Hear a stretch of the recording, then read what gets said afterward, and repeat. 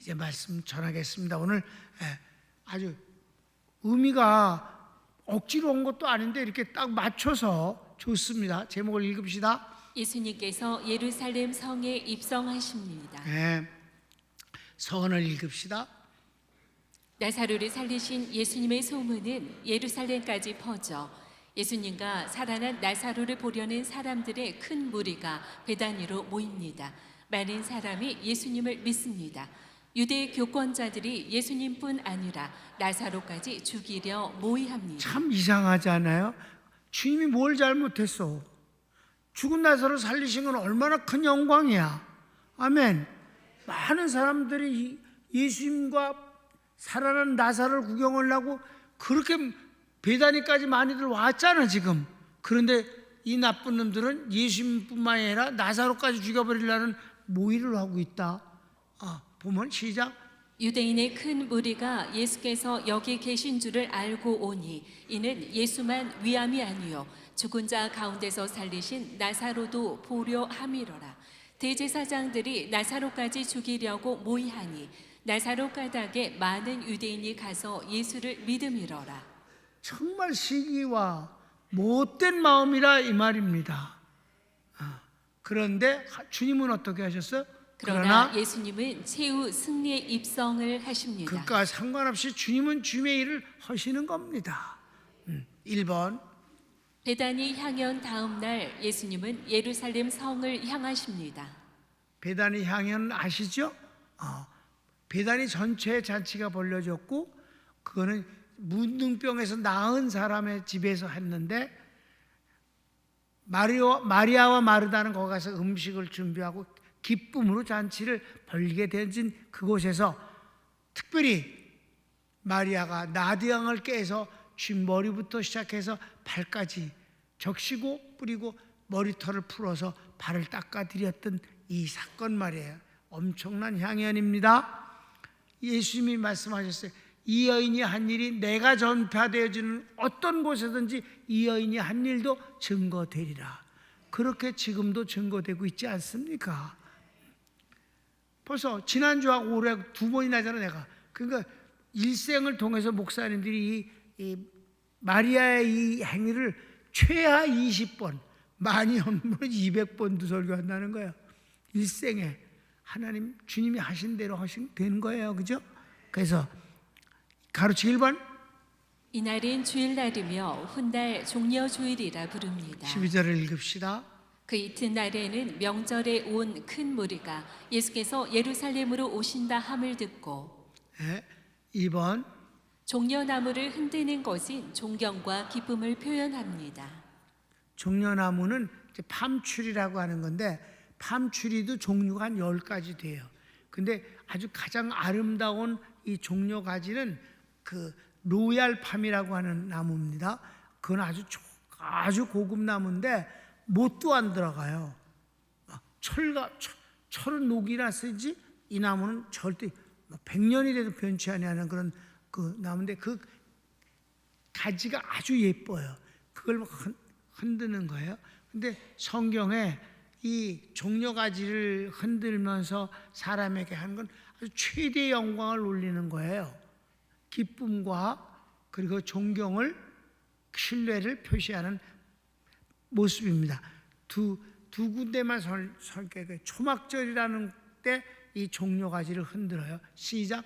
첫날에는 너희가 아름다운 나무 실과와 종려가지와 무성한 가지와 신의 버들을 취하여 너희 하나님 여호와 앞에서 7일 동안 즐거워할 것이라. 아멘. 초막절은 일주일 동안 하는 건데 초막절이 뭐냐 하면은 이스라엘 백성들이 하나님이 애굽에서 노예 노릇을 할 때 비참하게 살 때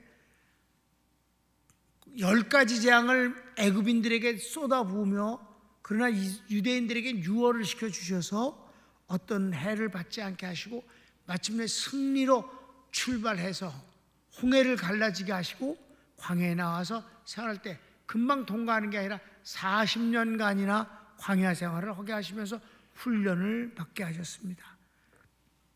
광야가 아주 힘든 곳이지만 저희들이 힘들지 않게 지낼 수 있었어요. 낮에는 구름 기둥으로 뜨거운 태양을 막아주시고 밤에는 불기둥으로 갑자기 기온이 내려가는 것에서 따뜻하게 보호해 주셨어요. 매일 만나를 내려주시고 매일 반석에서 물이 폭포처럼 쏟아져서 저희들이 먹고 마시고 생활하게 아무 부족함이 없게 해주셨습니다.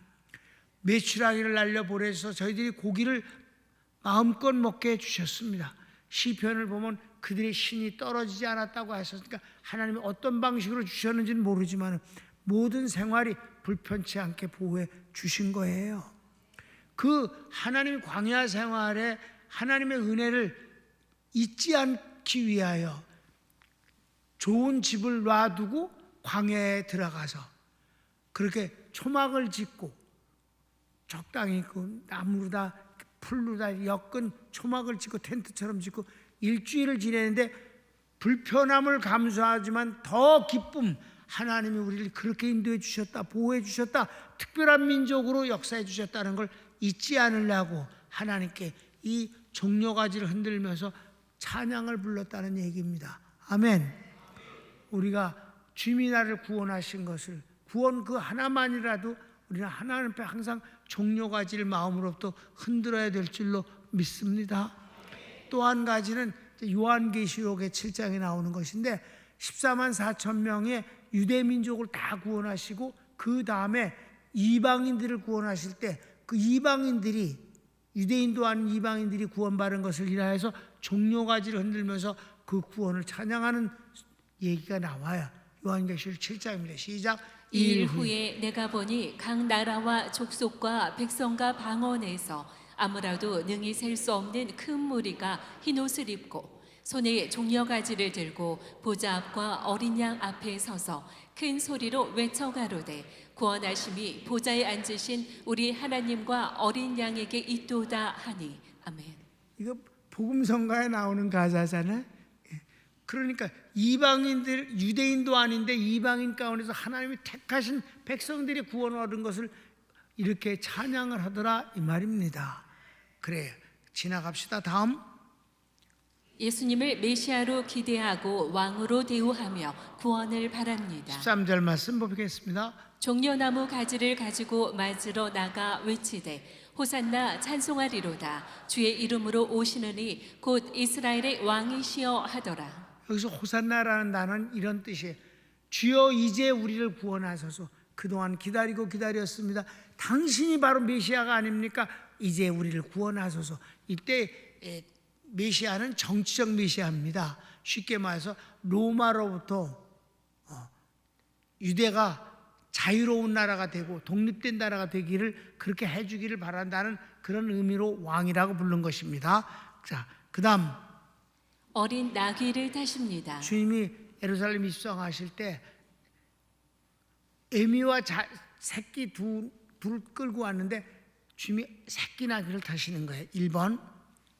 열광하는 무리 앞에서 새끼 나귀를 타심은 예언의 말씀을 응하심입니다. 이미 이 예루살렘 입성 때의 모든 모습은 구약 성경의 여러 군데서 인용을 하고 있다 이 말이에요. 그대로 되어지는 것입니다. 14절 말씀 먼저 읽읍시다. 예수는 한 어린 나귀를 만나서 타시니. 마태복음은 좀 더 자세하게 기록하고 있어요. 저희가 예루살렘에 가까이 와서 감람산 벳바게에 이르렀을 때 예수께서 두 제자를 보내시며 이르시되 너희 맞은편 마을로 가라. 곧 매인 나귀와 나귀 새끼가 함께 있는 것을 보리니 풀어 내게로 끌고 오너라.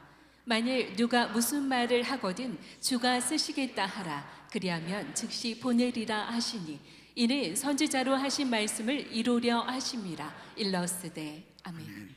그렇게 응답이다. 그래서 그 다음 2번을 볼까요? 어미와 새끼 중 어린 나귀를 타심은 겸손의 주님으로 역사 가운데 다른 개선 장군과 비교됩니다. 자, 15절 말씀. 이는 기록된 바 시온 따라 두려워 말라. 보라 너희 왕이 나귀 새끼를 타고 오신다 함과 같더라. 그래서 여기 시온 딸이라고 한 데 대해서 설명이 뭐냐면 시온 딸에게 이르기를 내 왕이 내게 임하나니 그는 겸손하여 나귀 곧 멍에 매는 짐승의 새끼를 탔도다 하라 하였느니라. 시온 딸에 대해서 잠깐 설명을 내가 썼어요. 시작. 시온의 딸 예루살렘 주민아 두려워 말라의 말씀은 구원과 평안을 주시는 메시아의 모습입니다. 이 말씀과 새끼나기를 타신 것은 하나예요. 자, 이를테면 예루살렘은 예루살렘처럼 전쟁이 많은 도시는 없었어요. 그러니까 전쟁에 이긴 놈이 항상 개선장으로 입성을 하잖아. 그래 안 그래? 그땐 막 많은 군대들을 이끌고 막 있는 대로 위험을 떨치면서 입성을 하면 주민들은 박수를 치고 좋아할 리가 있겠어? 점령당한 백성들인데 안 하면 혼나니까 이러면서 하는 거지. 여러분, 벤허라는 영화 봤어요? 그 벤허라는 그 단어의 뜻이, 벤은 아들이란 뜻이에요. 그러니까 벤허는 허시 아들이란 뜻이에요. 허의 아들, 허시 아들. 근데 거기 영화에 보면은 그건 전쟁에서 개선장군도 아니야. 그냥 거기 총독으로 부임을 하는 광경이 나와요. 빌라도입니다. 그 이제 부임을 해서 오는데 어마어마한 군대 막 사단 병력이 다 동원돼서 막 끝이 안 보일 만큼 기마병들이 그리고 또 보병들이 이렇게 함께 하고 있을 때 그 베넌의 집에서 위에서 이렇게 그 광경을 내려보다가 이 기와장 하나가 떨어지잖아.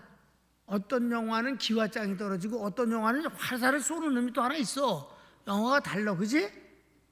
여러분이 어떤 영화를 봤는지 우기지 마, 싸우지 마. 난 둘 다 봤으니까. 그것 때문에 모함을 받아가지고 베너가 체포당해서 이제 노예선에서 노를 젓는 사람이 되잖아요. 그때 그 광경에 보면 사람들이 다 주눅 들어서 그걸 그냥 보고 있는 거예요. 개선장군과 주님은 비교해서 새끼나귀를 타셨다. 아멘. 그리고 시온의 딸들아 라고 하신 것은 그들은 개선장으로 들어와 갖고 이스라엘 백성들을 억압하고 세금으로 다 훑어가고 협박하잖아. 예수님은 새끼나귀를 타고 입성하셔서 십자가에 죽으심으로 구원을 하시잖아요. 그래서 그게 비교된다는 것입니다. 아멘. 그래서 3번, 제자들은 예수님의 예루살렘 입성이 구약 예언을 성취하시는 메시아임을 깨닫지 못하다 오순절 성령의 내주 이후 비로소 알게 됩니다. 16절이 그 말씀에 자 봅시다. 제자들은 처음에 이 일을 깨닫지 못하였다가 예수께서 영광을 얻으신 후에야 이것이 예수께 대하여 기록된 것임과 사람들이 예수께 이같이 한 것인 줄 생각났더라. 그러니까 영광을 받으신 후는 뭐예요? 주님이 십자가 죽으시고 부활하시고 승천하셔서 하나님 보좌 우편에 앉아 계신 걸 영광을 받으셨다. 이땐 이미 주님이 성령을 우리에게 보내주신 것 같다. 성령을 받으니까 새끼나귀도 다 구약 성경을 응한 것이고 이것도 성경에 이미 말씀하신 것이 그대로 되어진 것이구나. 메시아의 모습이 이것이구나 한 걸 깨달았지. 그땐 몰랐다 이 말. 주님 기왕 폼나게 명만은 아니더라도 그 나귀라도 좀 예미를 타세요. 나귀가 원래 생긴 게 거시기에 귀만 크고 이렇게 좀 그래. 나귀 자체가 말은 딱 멋있잖아. 나귀는 이지라는 데 거시. 그래도 예미라도 타세요. 그 새끼 나귀 타시니까 너무 이상스러워요. 이랬다 이 말이야. 몰랐었어. 이게 얼마나 복음적인 것인가를 구약을 통해서 깨닫는 데는 성령이 오셔서야만 알았다. 성령이 오셔서야만 아는 것들이 아주 많은데 두 군데만 소개를 해드릴게요. 주님이 성전을 헐어버리라 내가 사흘 후에 지으리라. 제자들이 주님 왜 그러세요? 이게 벌써 헤롯이 지은 지가 45년이에요. 아직도 다 완공이 안 됐잖아요. 3일이 무슨 말씀이에요? 그러시면요, 사람들이 오해해요. 막 이지랄들 했다, 제자들이. 근데 성경이 뭐라 그랬어요? 이는 건물을 말한 게 아니라 주님의 몸을 가리켜 말씀하신 것이라. 자, 성경을 읽읍시다. 죽은 자 가운데서 살아나신 후에야 제자들이 이 말씀하신 것을 기억하고 성경과 및 예수의 하신 말씀을 믿었더라. 이게 뭐예요? 오순절 성령을 받고 나서야 그게 바로 성전이라는 건 하나님을 만나는 곳이고, 그리고 성전은 하나님께 예배하는 곳이니까 바로 그 예수님이 성전 아니시냐, 예수님이 하나님을 만나는 유일한 수단이요 방법 아니냐. 내가 길이요, 내가 길이라, 나로 말미암지 않고는 아버지께 올 자가 없느니라. 그러니까 나중에나 깨달았다. 또 하나는 한 군데 더 봅시다. 시작. 이는 그를 믿는 자의 받을 성령을 가리켜 말씀하신 것이라. 이때도 주님께서 나를 믿는 자는 성경에 이미 읽은 것처럼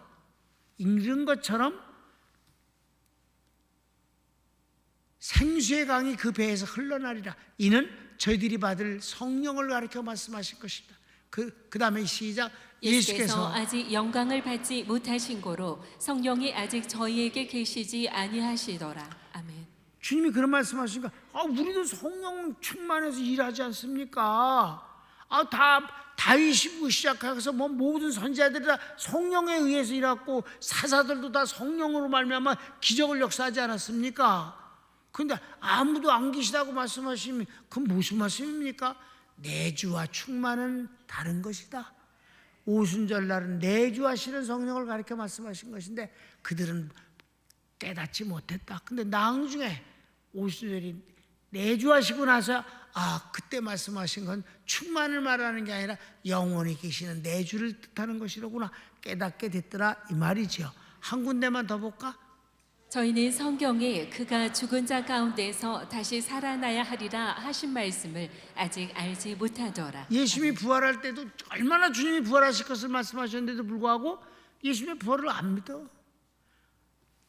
예수님이 부활하셨다고 여자 제자들이 가서 일러줬더니 두 제자가 들이 뛰어갔단 말이에요. 무덤으로. 베드로와 사도 요한이요.